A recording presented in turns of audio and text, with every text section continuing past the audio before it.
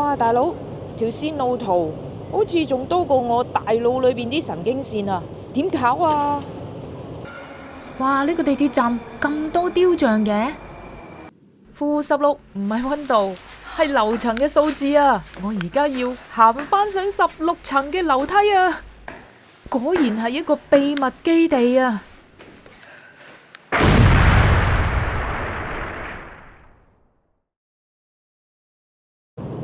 最早嘅莫斯科地鐵係建喺1935年，亦即係蘇聯嘅時期，而家咧仍然係運行之中嘅，亦即係莫斯科嘅地鐵拉溫嘅線路啦。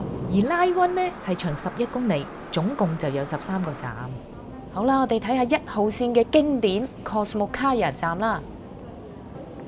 呢個站出名嘅咧就係佢嘅豪華嘅壁畫啦、大理石柱啦、好靚嘅燈飾啦，連旅行團都要嚟呢度打卡㗎。好，嚟到5號線，5號線咧係一個環狀線啦，換言之佢係兜住圈咁樣嘅。5號線之中呢，我覺得最靚呢就係基輔站㗎啦。據聞咧呢個基輔站嘅設計咧喺烏克蘭舉行咗一場公開比賽裏邊選出嚟㗎，所以呢度嘅設計真係烏克蘭嘅人去設計㗎。5號線嚟到 Tungenskaya 啦，嚟得呢個站嘅人應該都係自由行，唔係跟團㗎啦。因為呢個站距離一個景點好近，所以呢我就喺呢個站出去啦。上到去出閘嘅位都好靚㗎，我都欣賞咗一陣先出閘啊。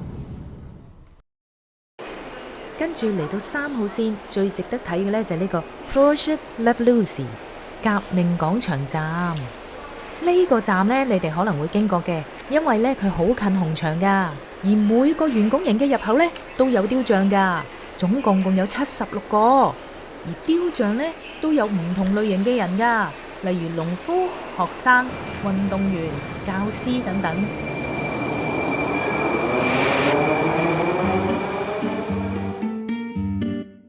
話說我一路搭緊電梯，一邊向下面影緊嘅時候，呢個女仔望住我，佢用英文問我係咪中國過嚟嘅，我話係啊，跟住佢用國語答我愛你，我當堂俾佢嚇一嚇，當時我唔識得反應啊，淨係話 me too， 但係我諗緊我係咪應該用翻國語覆佢呢？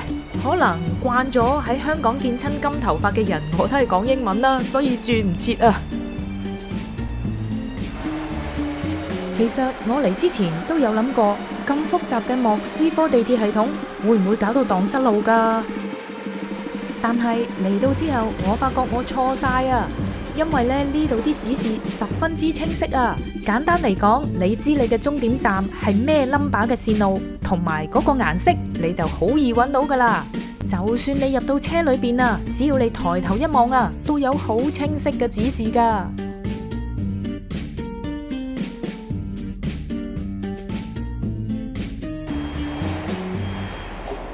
嚟到8號線啦，呢條線係2018年先開㗎，所以就新好多啦。呢個站呢，我就覺得好cyber啦，連個站名呢都設計得好cyber。我覺得呢，佢其實呢啲新嘅站呢，嗰啲光線呢運用得好好啊！嗰個設計呢，嗰啲燈呢唔係就咁擺，即係好 flat 嗰啲燈咯，佢真係會將嗰啲光線搣落個 design 嗰度，所以出嚟嘅效果好，感覺好舒服同埋好靚咯。今日搭咗好耐地鐵，好攰，就係為咗做呢輯最齊全嘅莫斯科地鐵巡禮。哇，好攰啊！我要坐一坐先。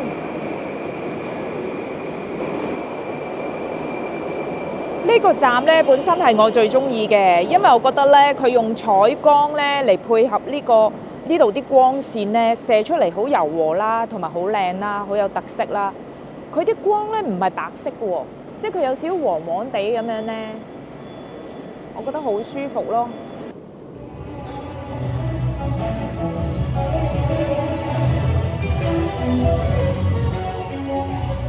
嚟到最新開通嘅11號線 Arminskaya， 呢個係全球最大嘅環狀線。呢個站咧雖然好似好簡單咧，就係整嗰啲燈喺上邊啦，但係佢聚埋一齊個設計咧就好 cyber 啦，同埋佢嗰個採光又係做得好好咯，運用個光線運用得好好。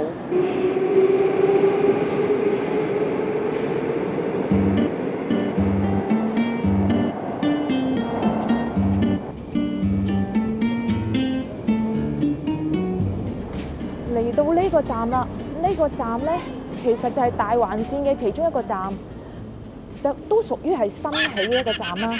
咁呢個站咧就係好中國風嘅，因為咧呢個站係好似有中國一間公司叫中國鐵建一齊設計嘅，所以佢設計得好中國咯。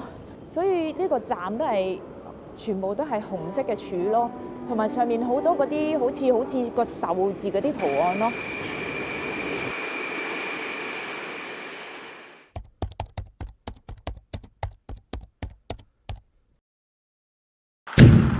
而家已經改名為42號地堡，佢曾經係一個秘密嘅軍事基地嚟㗎。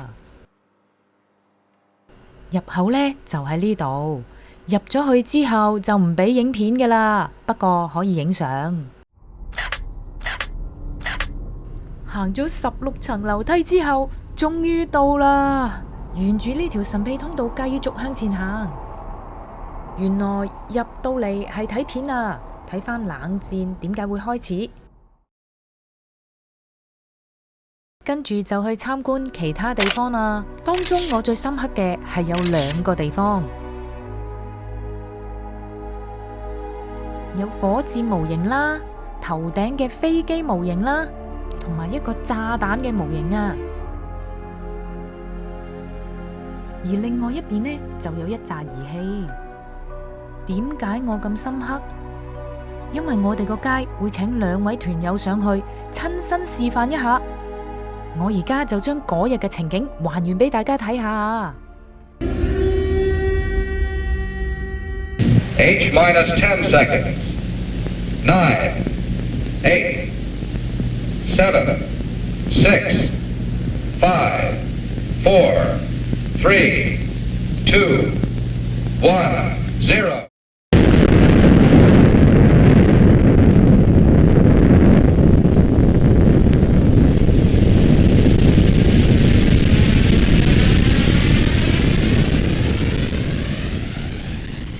跟住我哋去到一個連相都唔影得嘅地方啊！嗰度啊有好多儀器噶。跟住呢部分都係我好深刻嘅地方啊！見唔見到道門呢？突然間呢，我哋就係被困住喺呢條隧道入邊啊！我要拉埋你哋一齊 feel 下我當時嘅感受啊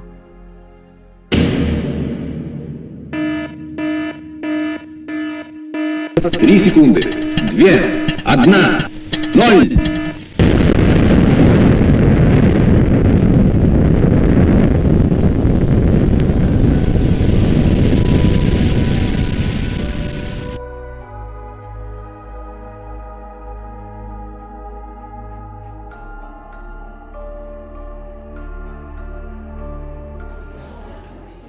因為呢部分呢已經改建成為餐廳同埋洗手間，所以呢就可以拍片啦。參觀完晒之後，要行返16層樓梯上去啊！冇 lift 㗎。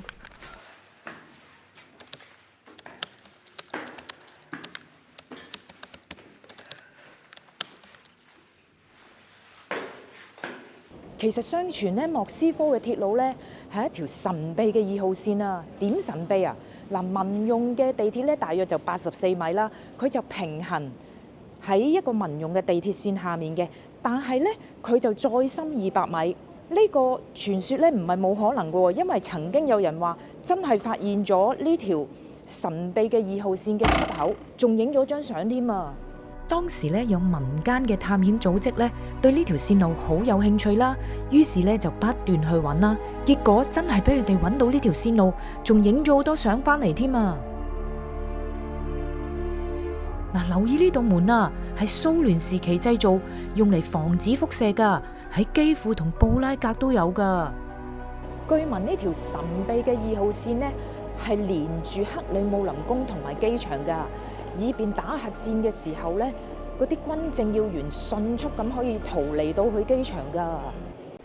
雖然呢條線路從來都未得到官方承認，但係因為前蘇聯同埋俄羅斯嘅官員呢都唔小心咁透露咗相關嘅細節啊。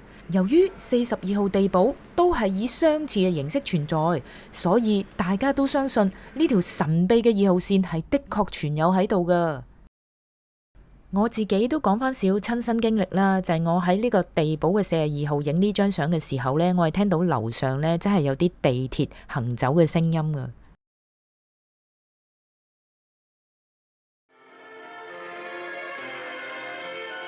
其實每個地鐵站都有呢啲音樂表演者嘅位置俾你用㗎，所以即使轉車嘅時候要行一段路都好啦，聽到呢啲音樂聲啊，成個都醒神晒啊！